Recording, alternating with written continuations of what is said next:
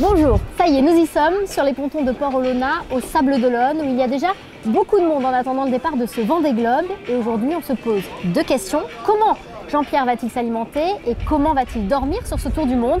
Les éléments de réponse, on y va, c'est parti.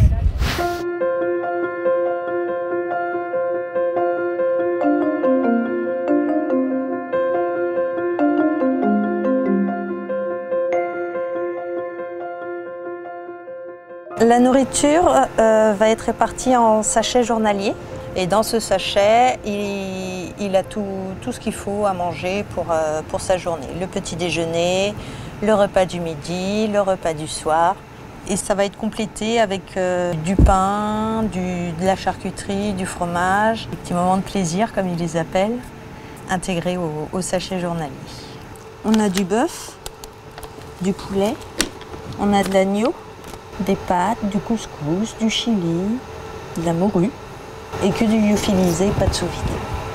Si Jean-Pierre a misé sur du lyophilisé pour emporter le moins de poids possible, il bénéficiera tout de même de menus équilibrés avec de petites douceurs grâce à la nutritionniste avec laquelle il travaille depuis plus de 10 ans. Il faut pouvoir couvrir tous les besoins nutritionnels pour placer le navigateur dans les meilleures conditions pour être performant physiquement et mentalement. Donc lui, dans les programmes qu'on fait, il est à peu près à 5000 calories par jour. Par ailleurs, cet aspect vraiment physiologique, il va falloir aussi le coupler avec l'aspect affectif, organoleptique, plaisir de l'alimentation. Bon, j'ai choisi caramel. Et on va pas se mentir, il y a mieux pour se faire plaisir. Mais Jean-Pierre est prêt à tous les sacrifices pour performer.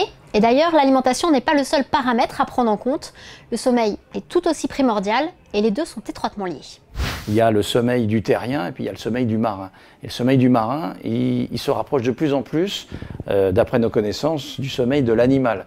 Ce qu'on appelle un sommeil polyphasique. En fait, on dort quand on a le temps de dormir et quand c'est utile de dormir parce qu'il ne se passe rien. Or, comme il se passe beaucoup de choses sur un bateau, il va falloir s'adapter en fait, aux situations et aux circonstances extérieures. Il y a des moments où on va être obligé de ne pas dormir parce que la situation est difficile, parce qu'il y a une météo qui est vraiment un problème. Et donc là, il faut être vigilant le plus longtemps possible. Puis il y a des moments qui sont un peu plus calmes et c'est ces moments-là qu'il faut saisir pour pouvoir récupérer. Classiquement, pour Jean-Pierre, on voit que pendant des courses en moyenne, il faut qu'il fasse attention à sa vigilance aux alentours de 4 h du matin, mais également aux alentours de 17 h, et puis généralement aussi vers 23 h. Et là, ayant cette vigilance qui peut et qui risque de chuter, c'est peut-être à ce moment-là que des stratégies de sieste ultra courtes et des stratégies aussi nutritionnelles peuvent permettre de passer ce cap sans encombre. Ils ne sont pas en mesure d'avoir le même rythme qu'à terre. Donc nous, on essaye de proposer une organisation alimentaire qui va plutôt favoriser le sommeil au moment où Jean-Pierre a une plage où il peut dormir.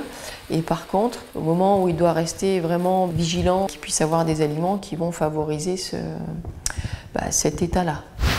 Et comme rien n'est laissé au hasard, c'est avec un matelas sur mesure et un petit coussin qui le suit partout que Jean-Pierre partira. J'ai pas pu lui piquer parce qu'il les a bien planqués, mais j'ai quand même trouvé quelques accessoires pour faire ma petite sieste, les indispensables, les boules caisses et le bandeau. À plus tard!